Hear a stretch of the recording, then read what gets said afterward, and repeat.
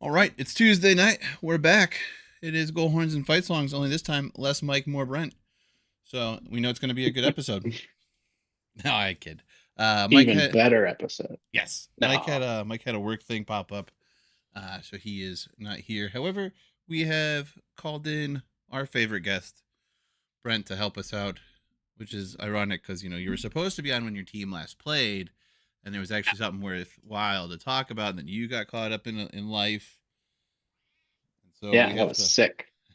I had I was fully planning on being on for like 15 minutes and you guys went live and my throat was like, nope, you were not speaking.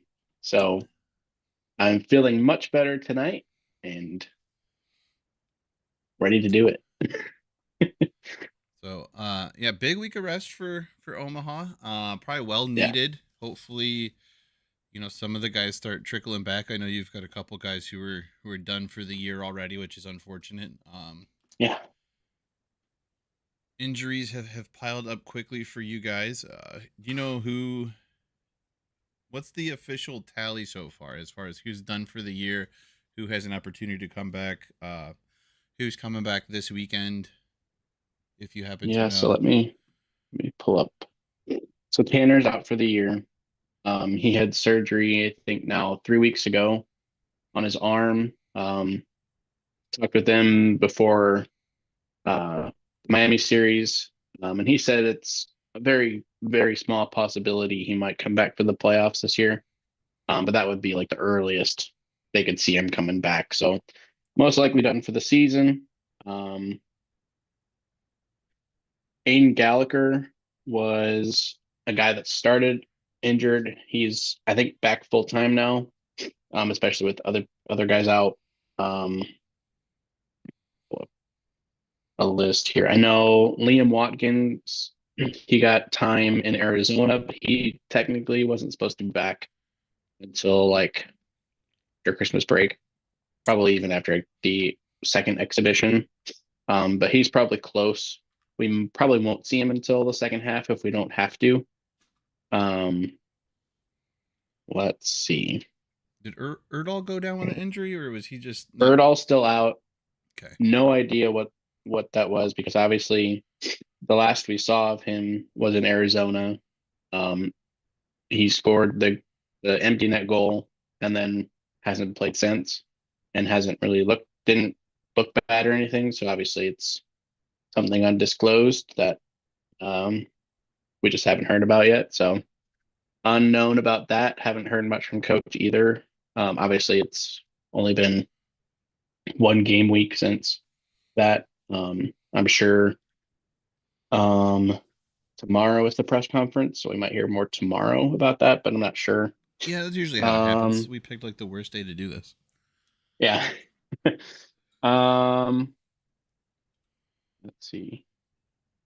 I think that's it for injuries that I know of. Just the big one, Tanner. I'm not sure about Isaiah Norland. I know he's a freshman. He hasn't played a bunch this year. I've loved what I've seen from him though. He's a big defenseman, but he has some hands on him, and I am so happy to see that, especially after Mancini left this past season.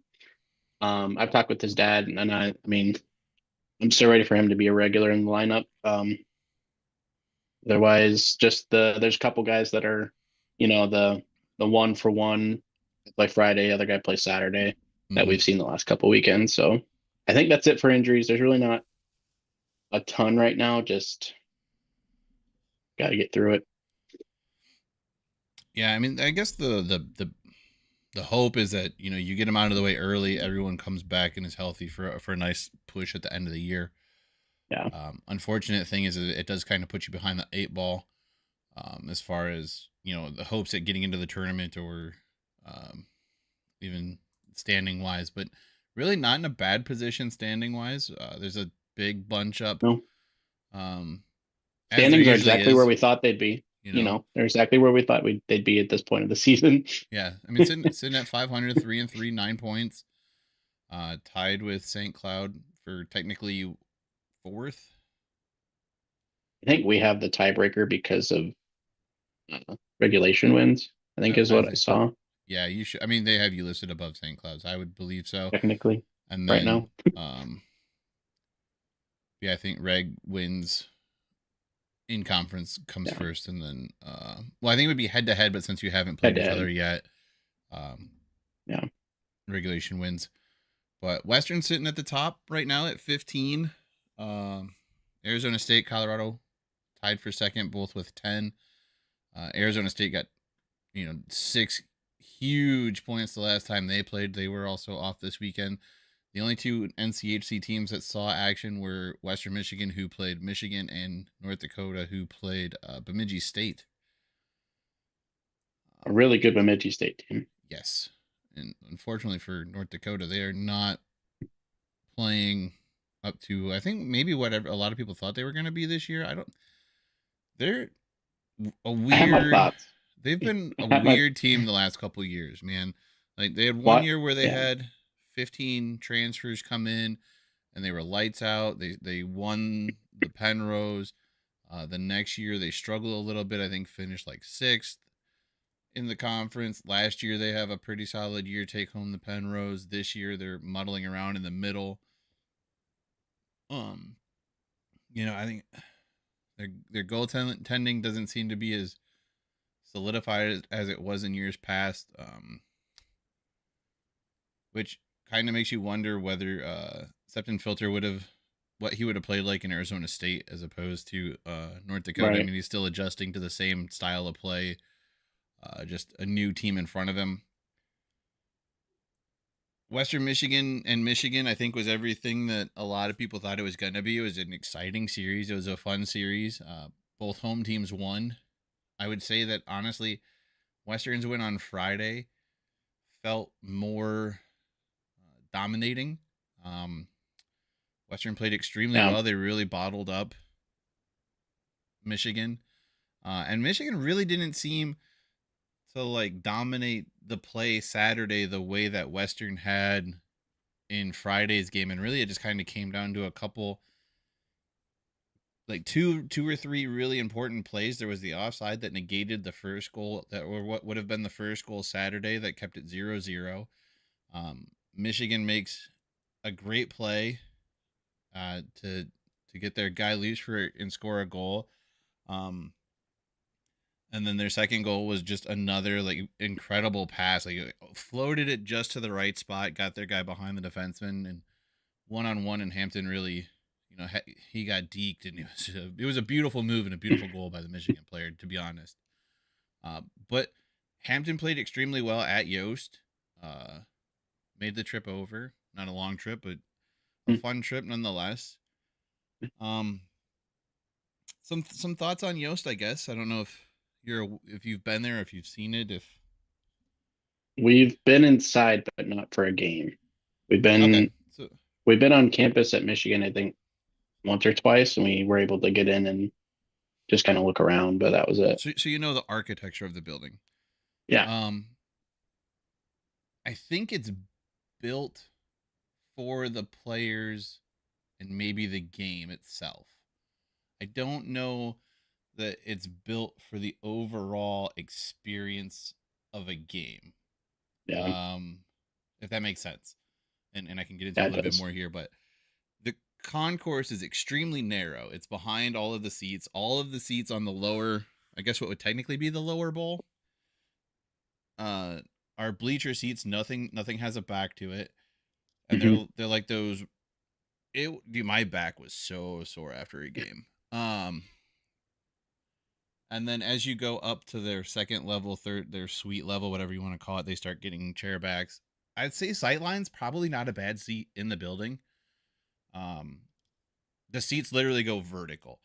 It Right. is it is steep, and if you've ever heard it described as a chapel of hockey, the religion of hockey, that is exactly what comes to mind when you're sitting in there looking at the ice, the big steeple windows, um, that the big arched or not arched steeple ceiling. Yeah. Like they definitely built it to be a church of the religion that is the sport of hockey for sure. But again, like the fan experience,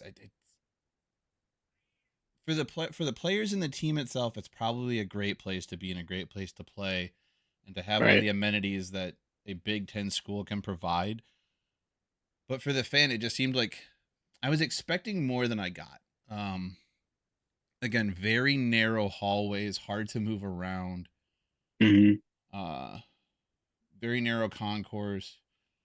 Basically, the concessions are like run out of like popped up tents, much like what you would see at like a tailgate outside. Honestly, Yeah. which limited even more room. Um, the sound of the actual like everything felt muffled. It felt quiet. Uh, Even though I was on the opposite side of the band, like the band would have been completely on the opposite side of the ice and slightly to one side because they sit in like the away team corner basically, so that they're playing kind of Gotcha. right at the goalie. It was You could tell what they were playing because they were a band, but it wasn't loud like it is at other places. Uh, Gotcha. they had the football team show up at one of the intermissions. I couldn't tell you a All that. single word they said on the microphone. I have no idea what they were talking about. Um, couldn't really even hear the player announcements or the Hmm. goal announcements inside. And usually you're like, why is that so loud? Right. Um, but this, it was like, who did what now? Oh, there was a goal. Right. Okay, well, I'm glad I saw it because can't hear it. Um, and then the other thing was, oh, the other interesting thing was it was actually the same ref pair that refed the game at Lawson as NCHC refs turning around and were Big Ten refs for Huh. Saturday at uh, Yost. I thought that was fun and interesting. Interesting. Yeah, I'm explaining it to Huh. him like we have the same refs as last night, and that's not like a bad ref joke. They're literally the exact same human Right. beings. Um, Refing this year has been interesting to say the least, and I think you can attest to that probably more than anybody. With it seems like we're going to the stricter extreme earlier in the season, and in hopes of maybe that's going to lessen later in the year, but a lot of the harsher calls we've seen this year look like they're on mediocre plays that shouldn't be necessarily deemed as hard as they were. Yeah. um and kind of a key example was that shoving match that resulted in both benches at Baxter being filled up. Well, Yep. the bench is being emptied, But- the penalty Yeah. box is being filled up. And then emptied. Yeah, because I don't think Lacozi's ever had that much room on a bench in his life when they switched Yeah. out goaltenders. Yeah. Right in the middle. But because maybe they were at the end, and you could clarify this for me, but the fights with Alaska last year seem to draw less penalties or less discipline than this, and I would say that those were much more significant events. Yeah. So my take on what happened against Miami, um, like that kind of chippiness was happening all night, both nights. Like every single save that Latkozy or Craig made, mostly Latkozy, because that was literally Will Craig's first collegiate save that that happened right before or right after. Yeah, Um, but they were always just in someone's face for no reason. And Omaha was usually pretty good about just getting out of there. There's obviously the couple skirmishes, but like this one just started and like Gab said after the game, he's like, it was just like the perfect crew for Omaha on the ice that they weren't going to take it. And so all of them. And another thing that I thought of is like there was only three refs at that time. So they're already outnumbered. And now you're down a well, ref. And like to be when you've fair, got, they're always outnumbered because they send the well, linesmen in to handle every scuffle, and they just skate away and stand there like jackasses sometimes. yeah. When honestly, the extra hands would probably be useful in breaking some of this shit up. Right. Yeah. But like what I was thinking is like you're already down a linesman. They're already going. at this point, you've already shown that you're not going to break it up as much as you can. Like, they're just going to keep going. And then, like, obviously, Miami's frustrated. They've now lost, what, eight straight? They were losing 8-1 at that point. Hadn't really done much. So obviously you get their frustration. Like I said, the Omaha guys on the ice weren't going to put up with anything, especially with a guy who's never played basically in his collegiate career. Mm-hmm. Like you're going to protect him, going to protect your ice and all that. So like it just popped off and then yeah, I mean, it happened. I'm not a huge fan of it, but like I'm not going to like it happens and it's just part of the game. And I mean, it got the crowd back into it, that's for sure, whoever stayed. Yeah, because I mean, Um, at that point it was what 7-1, 8-1. The game was pretty well out yeah, of hand. most people Um, left after the second, but whoever stayed at least got a show. You know, we got one more goal in the third, and then that happened with 10 minutes to go. So, I mean, it was a nice little show. And then, yeah, but I mean, it was fun. It was definitely interesting to see both penalty boxes filled. And then the ref just comes out and says, this guy gets 2 minutes for roughing, and everyone else gets a misconduct. yeah, it was exactly Everyone like on the ice gets a it was misconduct. exactly like the call from the NHL game. Yeah, and everyone just left, and it was fun. I mean, again, in an 8-1 game, it's you can kind of just laugh it off and be like, "Oh, that happened," ha ha ha. It, And yeah, I mean it's yeah, partly Miami looking to hang their head on something this year. It's yeah, gonna be a difficult season for them. Um, New coach establishing a new system. He's still got Bergeron, potentially some Bergeron guys left. hmm Um, so trying to establish that new identity, that new culture there, and just proving that even though the scoreboard might not show it, they literally still have fight left in them. Um, right, but you have to be smart about it too. You can't be taking silly penalties that could result in disciplinary action off the ice too. Like, be smart yeah, about it for sure. Um, Big weekends this weekend though coming up. Western in another top 5 or top 10 matchup hosting Denver. I'm kind of glad it's here, to be honest. yeah. Especially after Arizona State at home. Yeah, but Denver feels like it just seems like they're gonna be testy. They're gonna be looking to avenge those losses. I Yeah, kind of wish the schedule had worked out where this was the Denver weekend and we had Michigan. Or mm, I wish Denver was last weekend and we had Michigan this weekend. Um, right. because we had taken our bye so early. Like we've been literally going straight for the last month and a half, 2 months here. hmm Um, but I think Yeah, that last there, weekend was our second bye week. yeah, we're done for the until the new year after this week. So we get our second bye week kind of next week and get an extended break before the GLI. Um, but Yeah. I think they're I don't know, maybe the break is good and getting Denver off of an extra week just to stew on the loss. Maybe they hmm overcorrect some stuff and stuff still goes sideways. Um, you don't want to bank on it because Carl's a great coach. He's shown that even if his team loses a game, they know how to bounce back. They're right there, if not the favorite, to go back to the Frozen Four, and potentially get that 11th national championship. Yeah, Um, but dude, this Western team,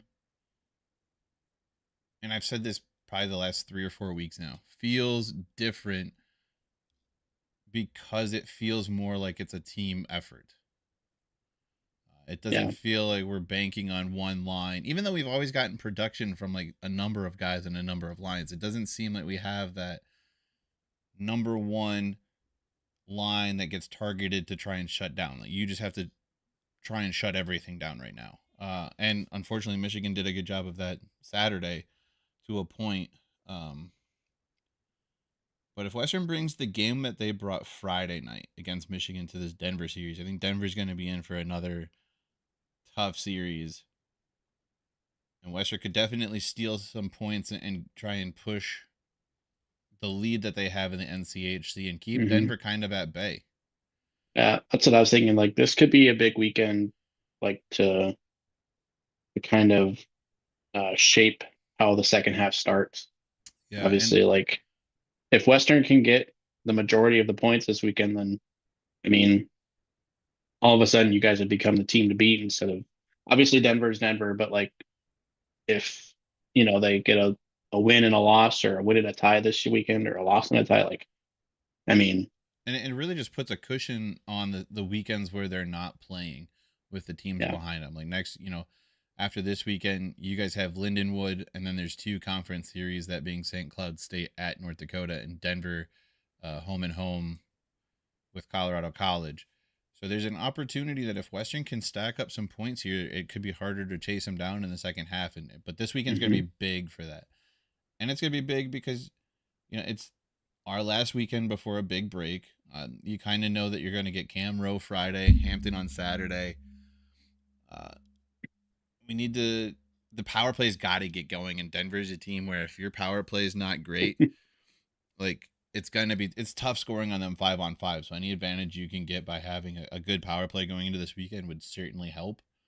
Um, Western's done a great job staying out of the box so far this weekend. They need to continue that, and then hope that maybe Denver mixes it up a little bit, but they don't get sucked in and they can draw some power plays. I think that was kind of a big thing, even though Arizona State didn't necessarily score on a bunch of power plays, but just having them in power play situations and keeping Denver out of the offensive zone because they have to defend more was a big part of why they were able to win some of those games. yeah. I just remember watching a couple weeks ago the Denver series. I forgot who they were playing, but they scored power play goal number 17 on the year, and I was just like, what? Omaha at that point had like four, maybe. I was like, gee, like unbelievable. Obviously, they got you know humbled by Arizona State last week, but just a different breed of team right now. And I mean they're so freaking overpowered. It feels like they're top 10 in damn near every category. Yeah, It feels like Jag Devine, senior for Denver, leading the country in points at 23 already.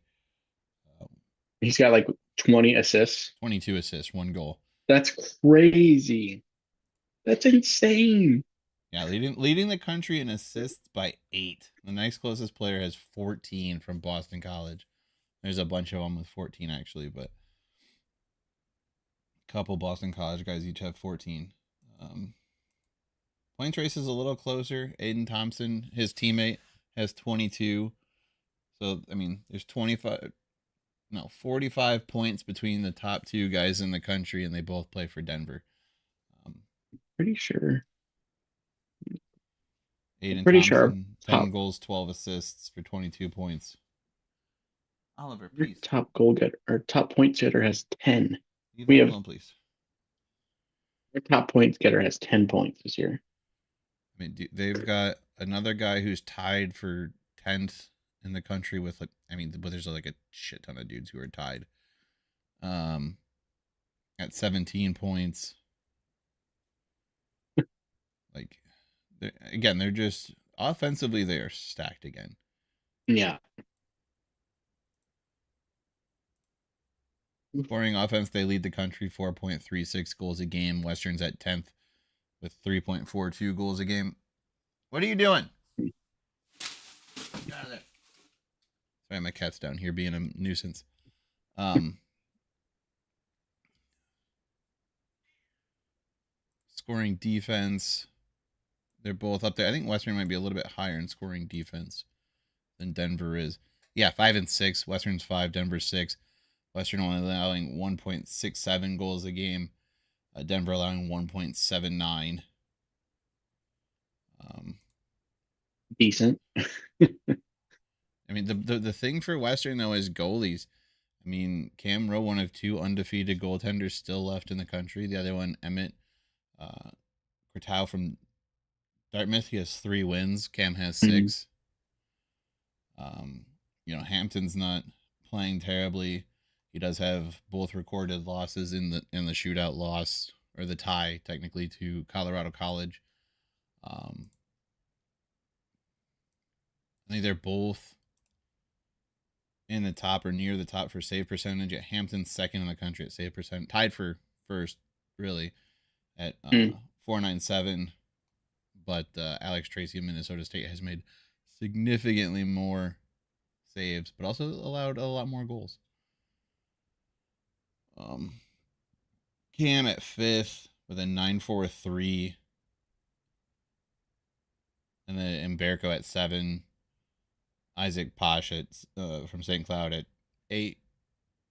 So goalie wise, I think it leans in Western's favor a little bit, and having that 2 goalie system. Simon Lacozy at 10 with 398. So I mean, you're looking at 1, 2, 3, 4, 5 of the top 10 goalies, save percentage wise, play in the NCHC. Yep. So I mean, those conference games get tighter and tighter. It kind of allows some of those other conference players to creep up in the points per game statistics and everything. But another big matchup across the board. Omaha and St. Cloud State. That should be another great matchup. 2 top 10 goalies, save percentage wise. Isaac Posh and Simon Cozy going at each other. Um, Minnesota Duluth, Arizona State. Well, there's a color war of all color wars. Both teams wearing the same colors. Could be interesting. That's pretty like, at least like team wise, it's pretty even match. You'd got to think. Oh yeah, it definitely feels even for sure. Arizona State, maybe that week, you have an extra week to celebrate those 2 big wins. Did you carry the party a little too long? Can you ride the momentum you picked up and stretch it out to play kind of a down Minnesota Duluth team this year? Um, Dominic James is really their best player. He's most of their offense. If you're the Bulldogs, like that's who you got to kind of key in and watch out for. Um, Everyone's still learning Arizona State, so there's definitely a chance they could surprise some folks. Yeah. And then North Dakota and Miami wrap up the conference schedule. Colorado College does play; they play at Providence. Top 10 matchup for them. Some pairwise implications there Ooh, at the very least. it'll be on ESPN Plus. On ESPN Plus, everything else is on the NCHC TV. But yeah, I mean, we're at that point where like every weekend there's some great matchups.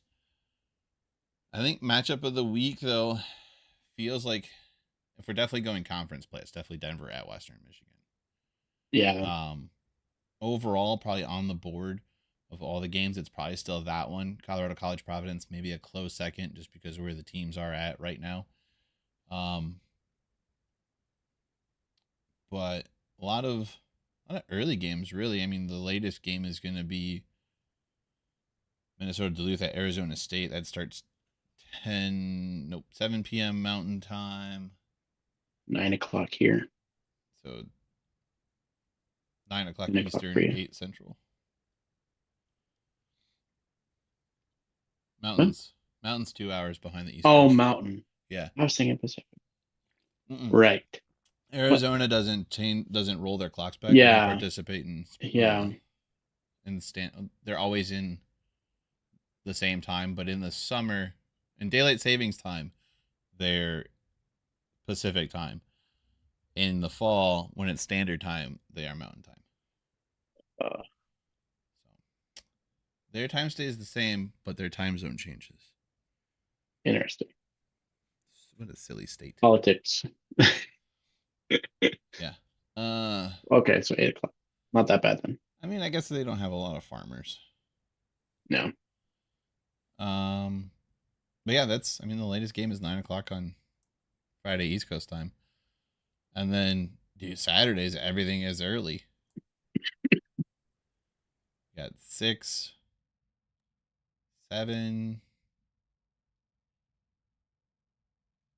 yeah, Good.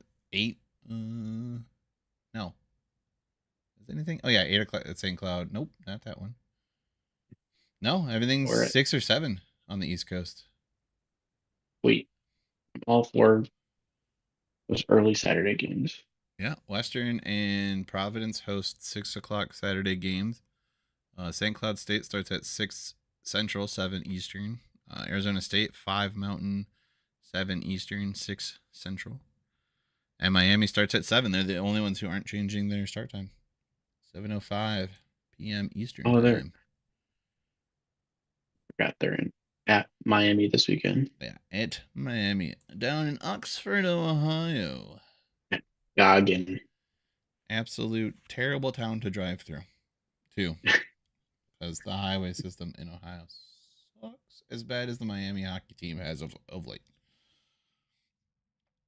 Yeah, I don't know. Could Miami catch North Dakota sleeping? I mean, North Dakota's having an off year. Could they yeah, steal but one? Miami gonna Miami. Miami gonna Miami like the Bears gonna Bears. I mean, I'd like to think Miami might steal a point or two, but I still think that North Dakota at least gets the wins. It might not be pretty. It might be 3-1 with an empty net. Might be 4-2, but I still think they win. Yeah, I mean, I think they do enough to get the wins, but I don't know if is it I bad don't that I want Miami to figure out how to sweep North Dakota just so they tie their points from last year, conference points already, and they double their conference wins from last year. Yeah, and they And it's not over Western, so I don't care. Like we can, they don't have a win or over might Western. yeah, I mean, I don't know. Like it would certainly make the end of the first half interesting if Miami can get some points from North Dakota and kind of shake things up. Also, as a fan, and I can say this because I am just a fan, and it doesn't matter. I'm so glad that we have 4 games against Miami and an opportunity to pick up 12 extra points in the NCHC. I'm only And then our other travel usually partner is you, and we've already taken 6 out of the first 6. So if we get one more win against Omaha this year, it'd be a very productive year. But with Miami being Miami this year, it doesn't seem like that trend's going to change. And we did lose to them once last year, and I was not happy about it. Yeah. But if legitimately, if Western takes all 4 of those games, we're sitting, let's just assume that Western gets those 12 points, okay? We're sitting at 27 points right now. Yeah. And see, like, granted, we don't get those other 12 until the second half of the season, but I mean, and let's not count chickens before they hatch, but Western's the doggone favorite to win all 4 of those games, right? Right. And I mean, I'd like to think that Omaha wins, sweeps them again, even on the road, but I don't know. I mean, it's just one of those things where you just don't know because it's like any given night, anyone can beat anyone. So it's just like, especially with our track record with Miami, like, well, obviously the past couple years it's been great. We've been able to take care of them, but you just never know. no, I mean, the team can always surprise you, especially if you're, Yeah. overlooking them a little bit. And maybe that's what happened with Colorado College. Maybe they got a little too high on their horse going into that game, 10-0. And Arizona State said, "Hey, we're the new guys, but we came to play, and we don't care that you're number 1. We're gonna bring our A game 2 nights in a row and let you know that we're competing in this conference, and we want that at large bid. If not, we're coming to steal the auto bid." Right. So I mean, in football, it's any given Sunday. Really, it's any given game day. Western has had a few times where they've been low in the standings and taken some points from the number 1 team in the country, so it can definitely happen. Yeah. Trying to see, have you more recently swept us at home? Because our first sweep in the NCHC at Baxter Arena was just this last week. So you returned the favor, you big mean jerks. That was CCAJ days. So we won't count it. That was a split. Oh, yes. 2014, August 17th and 18th. You swept Western in Kalamazoo.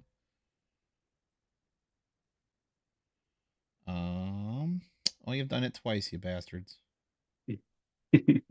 Oh, no, 3 times. You did in back-to-back seasons, you little shits. Was that a playoff game? No. Wait, was that the playoffs? Oh, no, those are losses. Never mind. I don't know how to read because I'm reading your guys' history schedule, so it's backwards. We swept you twice in Kalamazoo, back-to-back seasons.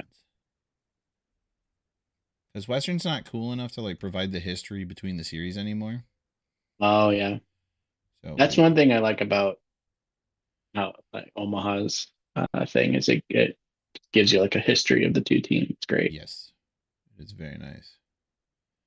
But trying to read it sometimes is It's a little difficult sometimes. It's backwards. But yeah, so no, you guys have done it once on our ice. We've done it once on your ice. For the most part, we just split. Or Yep. You guys sweep us at Baxter. Is how that goes. Yeah. So. Yeah. I mean, we do have 3 sweeps in Kalamazoo, so that's fine. I'll never forget when we were number 1 after our Frozen 4 year, and then went to Kalamazoo, and we got swept. Mm-hmm. And it's never been the same, except for last year, but never been the same since then. So much good times. And then at the end of that season, we lost 12 straight games and missed the tournament. Yeah. Rough, dude. I will never forget 2015, 2016. We were number 1 for 1 week, got swept by Western, and then it's tough being number 1, I would assume. Yeah. Western's never gotten there. They've been close. Yeah, I mean, we'll get to talk about some of the other stuff coming up here soon. Don't want to get too far ahead of the schedule. Team USA camp roster came out. 6 NCHC players for among 5 teams for the World Juniors. Is Lacosi aged out of the World Juniors, or is he going and playing again with starts with L? Is he Latvian? Slovakian. Damn it, so close. I knew there was an L in there somewhere. I'm not sure. I haven't heard anything. I don't think it's a plan for him to be gone at any time. Yeah, because I don't think he went last year, right? He went as a freshman, but not last year. Yes, correct.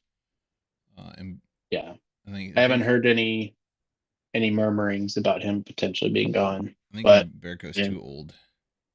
Yeah, I also might not hear it. Because the 3 goaltenders, I don't remember who the other one is, but it's Augustine from Michigan State, Hampton Slukinski from Western Michigan, and somebody else. I don't remember who from where. I don't remember either. And then, of course, David Carl will be the coach again this year after winning the gold medal with Team USA last year. So I'll get some extra eyeballs on Hampton after watching him play in Kalamazoo. Right. But, that's how they win the national titles. He just studies all the guys on all the other rosters. Well, of course. When half of your team comes from one school and you meet that school in the Frozen 4. Yeah. Big advantage for old Denver there, which, Yep. As we heard many times when Western played BC this year, that 7 of those guys were on the Team USA last year. Like, cool. All right. Tell me one more goddamn time, please. How many guys did you send to Team USA last year? And how many national championships did you win last year? And how many goalies do you have that punch people in their face with their blockers? We have 0. Which was hilarious. Although it would have been awesome if Will had just gotten his first save and then decided to throw one. That would have been cool, but... Dude, Fowler fed that dude. Did you see that? Oh, I saw it. That was... It was uncalled for, but it was awesome. Usually most things are awesome yet uncalled for. Yeah, that's true. That's true. Let's poke around at some other stuff we can here. I mean, there were two teams that played, so really those two teams have all of the spots on the team of the players of the week. Western picking up Yeah. 3. North Dakota got the other 1. Like, Western, I think to this point is just taking care of business. oh, And North Western, Dakota is just kind of, we're here. We're playing hockey. they had to give, 1 to somebody, because I think you potentially could have even given defenseman of the week to Western. I mean, they allowed 3 goals over 2 games to a top 10 team in the country. Drasner had an incredible goal Friday night. But both goaltenders make the list. Hampton's the rookie. Rowe, the goaltender of the week. Forward of the week, Alex Bump. Maybe the change I make, though, is maybe Washi for Mm, yeah. forward of. Hey, Bump did have a big goal Saturday to kind of make it a little bit closer score-wise. But I think overall, Washi had a better weekend. He was on the receiving end of Cam Rowe's assist. Long stretch pass to give him a goal on Friday night, which was amazing. Mm-hmm. I love goalie assists. The only thing better than a goalie assist is a goalie goal. And Pretty Miami awesome. almost gave up a goalie goal this year, Yep. which I so wanted to happen. I mean, I want it to be our guys that do it, but if we see a college goalie goal in the NCHC, I will lose my mind. Lose it. But Jake Livanovich from North Dakota was the defenseman of the week.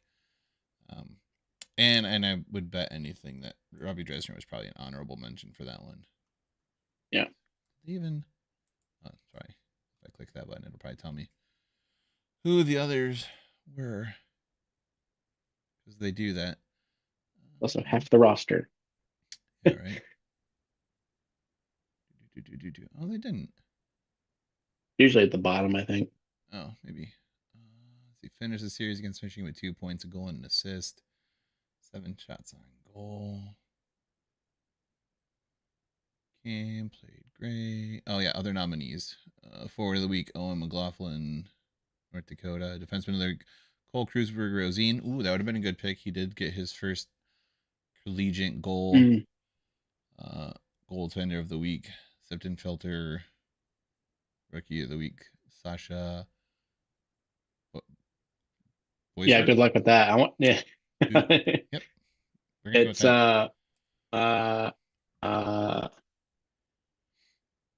man, I know. Let's see. I think it's BOISVERT, right? I think it's BOIS, yeah. VERT. We're gonna go check and see if they've put it up here. I'm gonna cheat. I think it's Boyver. Probably. That could be. I think I remember hearing that. Let's see. What number are you? Where are you? You and your silly name. I can say that because I have a silly name too. Number 9, I believe. Yep. Sasha. Oh, of course, he's French Canadian from Three Rivers, Quebec. Excuse me. No, Trey. it's Boisvert. It's Boisvert. Ah, yeah, that makes sense. Boisvert. That's right. Believed to be the first native of Quebec to play hockey at North Dakota. Wait, what? What is that even? Sasha Boisvert. Wait, does that mean he's? Hang on. That he was born in Quebec, or like he's of like indigenous peoples of Quebec bloodline? Right. He's For what is it? What like fraction. in He's Canada? 1/16. I think the First Nations in French Canada Oh yeah. or something. I don't mean that derogatorily. Like I literally don't know. No. I Yeah. know like in what is it in like Alaska and northwestern Canada, it's Inuit. Hmm. And then some places just use native, which I'm not sure if not appropriate to use, but I know also some other places they use First Nations peoples. Then there's indigenous peoples. So, first person born in Quebec to play at North Dakota, or again, first person of Native heritage to play at North Dakota, Right. of also Quebec and French Canada. I don't like their wording; it's confusing, and they didn't tell me how to say his name in their bio. I was really hoping that they would. Yeah, I'm pretty sure it's Boisvert. Ooh, you know what? Sasha Boisvert. I bet it's on their little line sheet. The chart. So if I go back to It should be. Some teams don't do that. the It's hell like is this how thing? Brad. I think Brad usually posts it. The lineup sheet for the weekends. Oh, yep, there it is. Do do do. Oh, you sons of ducks, man. I mean, I really don't want to know how to say your players' names anyway, but it'd be cool if you told me. Nope, they sure didn't. Western's at least nice enough to do it. Omaha does it. Yeah, they have like a whole little extra like section, I pronunciations. don't It get runs down like the I don't side get of the why sheet. teams don't do it sometimes. Whatever. Of anyone you would think North Dakota would, especially because they sell like, well, the university doesn't. I think it's technically an off-campus provider of gear that also has a spot in the Ralph that Right. sells player name jerseys as part of the NIL deal now. The SUE shop. Yeah. The lady named Sue shop. Yeah. I don't know. Is it derogatory? Is it not derogatory? I've heard it both ways. I've heard the actual like group doesn't care. Um, you know, the guy that the building is named after decided that he was going to put so many logos that it would be financially irresponsible to remove them all just because he's a dick. Yep. So they are literally like everywhere. Yep. I mean, I guess that's one hell of a way to prove a point, right?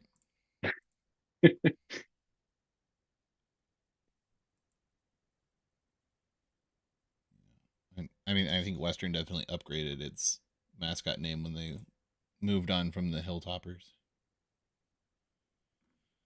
That's Yeah. right. Western Michigan was the original Hilltoppers before Western Kentucky came along and started being cool. Western thing. And then Western decided, fine, you can have it. We'll pick a new name. And it became the Broncos. Broncos. Yeah. And then we have a great logo that is just. I mean, maybe not as good as this one though. This one's a good one. That one is. Nope, that's still not even the one that I started going to school with. Technically, that might have been used at the end of my tenure as a student at Western. But mine was the old one that had literally the word Broncos under the Bronco head, no W. Do I have one somewhere? No, I don't. Mm. But that was the logo when I started. So we're like 18 logos past where I was a student. I do like that we're using traditional colors. Don't get me wrong. I do think the Vegas gold is very nice. And I wouldn't mind if it was like the Vegas gold and brown. But I'm glad that we're moving away from everything being black and white. Even though literally our primaries are white and brown. Yeah. And our aways are brown and white. Not black. That is brown, ladies and gentlemen. And that's black. And brown pants.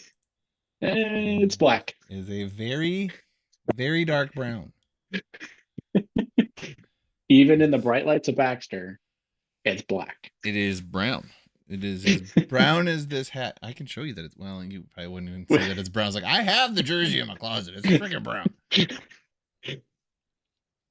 We were joking about that. Very much looks We were joking about that. You have to think it's brown, and then it's brown. If you think it's brown, it's brown. It's just, it's not as red of a brown as like the Hershey brown. It is brown. Yeah, it's not a traditional brown. Yeah. It is like the worst brown that they could have picked. And I don't know who picked it because I keep hearing that it's like, oh, well, Adidas and the jersey makers don't have that color of material or fabric. Cool. Fucking figure it out. Find it. Make it. I don't. Right. Then we'll find someone that does. Yeah. Being in an Adidas school, weird because it looks like they have that color when they make it for pro teams. Right. You know, see plenty of gold there in Boston when Yeah. Adidas was making NHL jerseys. Um, Saturday's game is our teddy bear toss game. So if you are going to the game, make sure to bring a teddy bear to be thrown during the first intermission. So we will have probably slightly longer and intermission Oh, yeah. Saturday night. I guess it's easier to plan that way because one, you never know when a first goal is going to come, and two, it's Mm-hmm. makes more sense to do it when it's already a break in play as opposed to postponing in the middle of a period or Yeah. maybe 18 seconds into the game now everyone's got to take a break while they clean up stuffed animals or whatever. Which is Yeah. always Or great when that happens for sure. or 18 seconds left in the game. Yeah. 18 seconds left in the period. So we're just gonna call the period over here, and we will We're gonna play restart. 18 20 sec. minutes and 20 minutes and 18 seconds in the third period. Dude, there was what game was it? Was it an NCHC game or was it back in the CCHA? No, I think it was an NCHC game. The glass at the opponent penalty box door, I think, shattered with like I want to say it was like 3 minutes left in the second period, Mm-hmm. and they had already spent like 10-15 minutes trying to replace it or figure out which piece of glass had to go in because they didn't know if they had the right size glass because All right. it wasn't like a full piece of glass. So they had to like sit there and find it, and they literally said, all right, we're going to intermission while we try and fix this stupid door. Mm-hmm. And then when we come back, we'll play the rest of the second period. And then I think it's like then we'll take a 5 minute break and then play the third period. So it has happened a couple times where they've had to do some shenanigans um, with timing just because of events that happen at games. That almost happened. I was watching CC up at uh, Fairbanks, I think, and that happened. It was like in the middle of the period, I think. They were trying to like get it done because obviously that was like with quite a bit of time to kind of add on to the next period or whatever. So they Yeah. like busted their butts trying to get it changed as quickly as they could. Yeah, I think it would have been had it been a normal piece of glass, it would have been better. But because it was like the door to the penalty box, they had to Yeah. jerry rig something, or just search extra hard because it was an off piece of glass. It wasn't a full section. Um, I'm trying to think if there was any other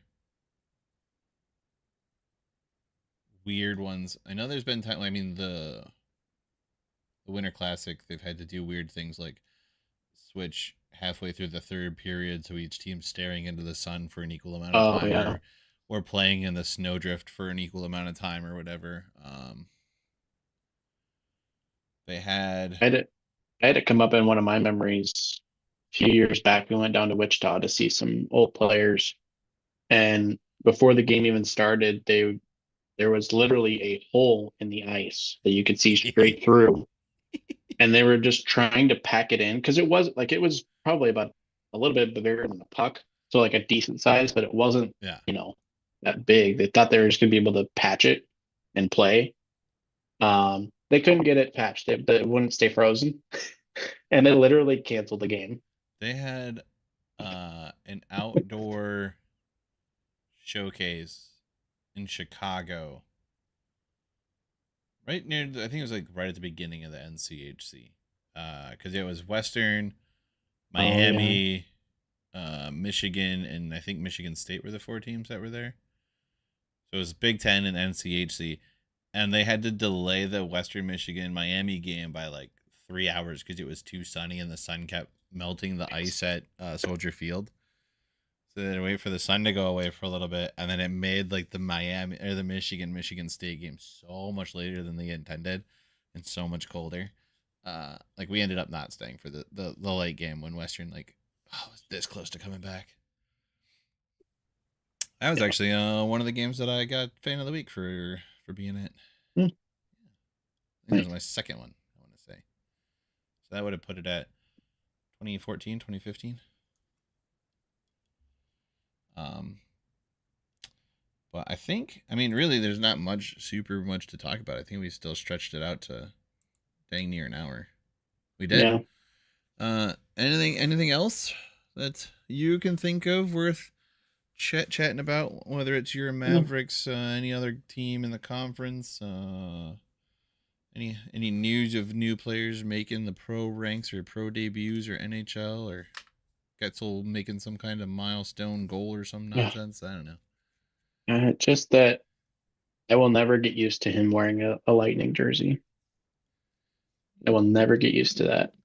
I still don't accept it, but I mean, I'll get over it. some people might say that it's better than a Penguins jersey.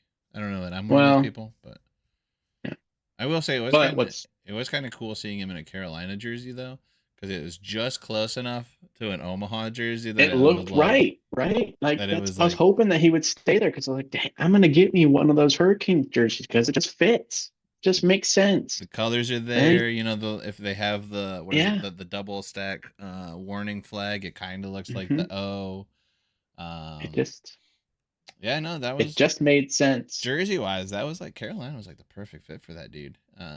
Yeah, You know, maybe St. Louis would have been a cool spot just because you would have been closer. Maybe an opportunity to see him play there. yeah. I mean, I guess if Um, Tampa's playing St. Louis, you could still make that trip if needed. Or what's cool is I think we are gonna be able to go see him. We're gonna be in California for the Cactus Cup when Omaha goes down there, and Tampa Bay is in Anaheim that Sunday. I ooh, think we're gonna go see him. nice. Yeah, Uh, maybe if Colangelo's still up with the Ducks, you can see a former Western player and a former Maverick. for sure. And then, yeah, I know I wish we were going to St. Cloud this weekend, but we're going to California in a month, and that's where all of our money going. I So, mean, honestly, it's probably a much better decision because the seats in St. Cloud are awful. I'm a big seat guy. I like my tush to be comfy. And so far, trying to think, I think Miami might be leading the way in comfy seats. Um, yeah, ooh, I bet you know who I bet would be the leader. It would be tough to beat, even though I haven't been there yet.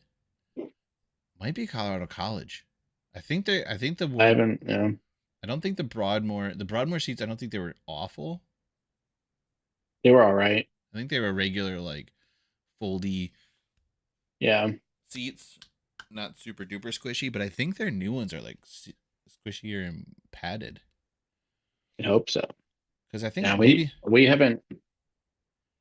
we haven't had a chance to get out there. Obviously, last year, with the only time they went was for the playoffs, and now I can't make that happen in a week. yeah, right.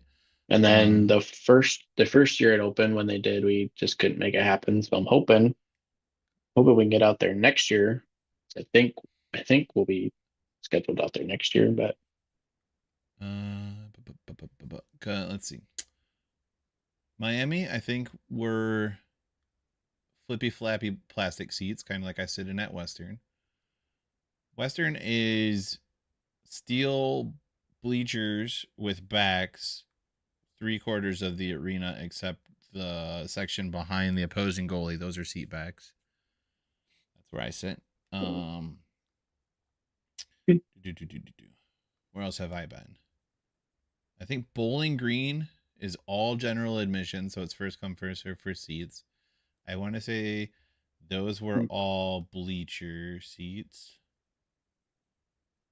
And they may I not have remember had. the seats at Amsoil, but I remember that love I love going to Duluth.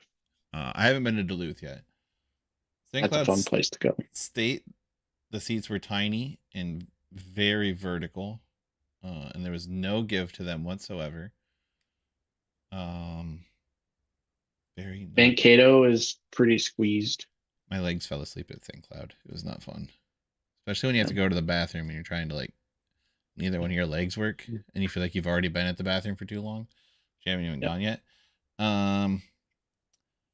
Yost, no chair backs in the lower section, and those were like those rubber bleachers, like those hard plastic bleachers. At least where I was sitting, Hmm. I couldn't tell what. I think the other ones might have just been the metal bleachers, but there's no back to those bad boys. It's like high school gym bleachers.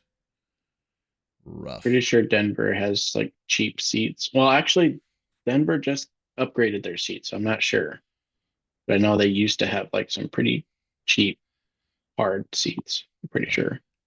And then I don't know what mullet is, but they had an NHL team in there for a Mm, minute, so I'm assuming maybe their chair game is decent. I'm I'll sure have their to, bleachers aren't too bad either. I'll have to ask Paul. Um, I think they are That's mostly pretty. bleachers, which is interesting Well, I considering know it the is an student NHL section team. is. Well, yeah, I mean, the student section is also Yeah, expected to stand the whole time. yeah. Um, Also, no I'll have to leg room at ask. Yost. No leg room whatsoever in the seating area. I'm pretty sure that's how it was at Mankato too. I Mankato's pretty. was literally trying to not knee the people in front of me in the back of the head every time they moved because I was literally the only Western fan like in my section, and they had more to cheer about than I did a couple times. But yeah, they both like reared back, and I was like, "You're about to catch a knee to the back of the head because one, I have nowhere to put my knees, and two, you need to settle down because there is no back to your seat whatsoever." So it was what it was, but get better seats, Michigan. Um, Ferris State, all bleachers, more leg room, but not as vertically stacked. So, but yeah, I think Michigan's like literally the most vertical place I've been to too. Like the nice thing is that Mm, you feel like you're on top of the ice and on top of like basically on top of the glass, even like 6 rows back. right. Um, but yeah, just weird sound, weird environment to watch a game at. It's probably better for the players. But Robeson looks pretty vertical too. yeah, I would like But to go. CC. I'd like to go back to CC to go to Robeson. I'd like to get to North Dakota to see the Ralph. The thing I hear about the Ralph is the student section is not quite the powerhouse there. It's the community that's the powerhouse driving the atmosphere there. Yeah. Um, Hmm. Duluth, I hear, has fallen off a little bit.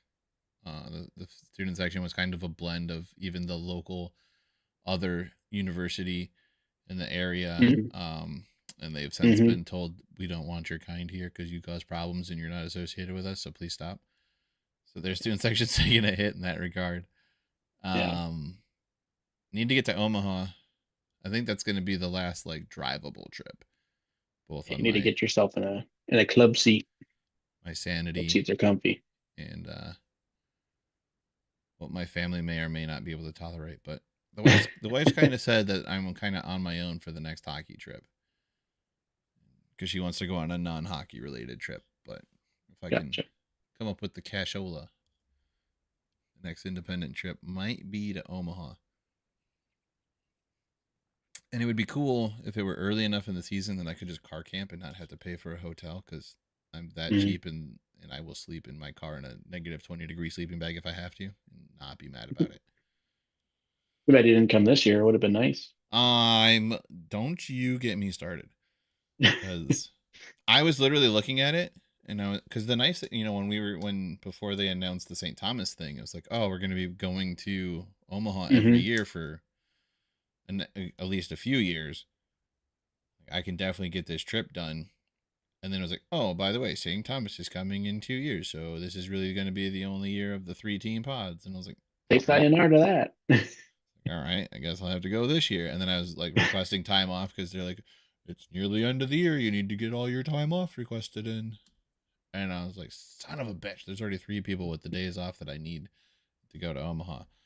So Omaha became the GLI because the GLI is Yeah, there and back in, the same night. So I don't have to pay for a hotel to go to the GLI. Just got to pay for 2 tickets for 2 days. fair enough. So yeah, but we'll definitely talk about the GLI more when it gets closer because there's no point in looking at it just yet.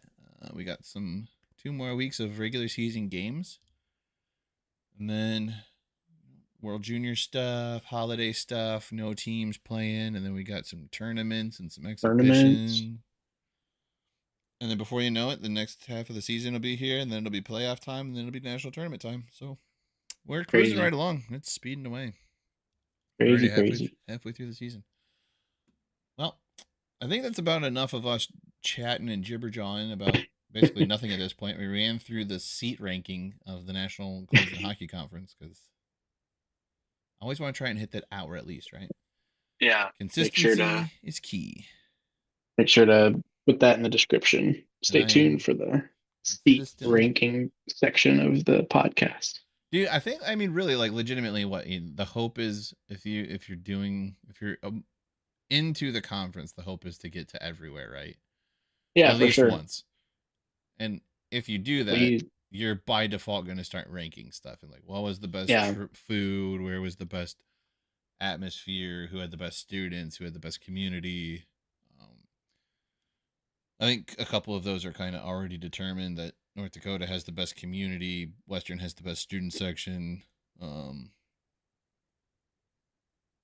I don't mean that like I'm not trying to say that biasly. I no, mean that yeah, it's that's just pretty kind of recognized both by the student it athletes is. themselves and the real journalist pundits who do that Yeah, kind of silly nonsense. I'd say they're the most consistent. Yes.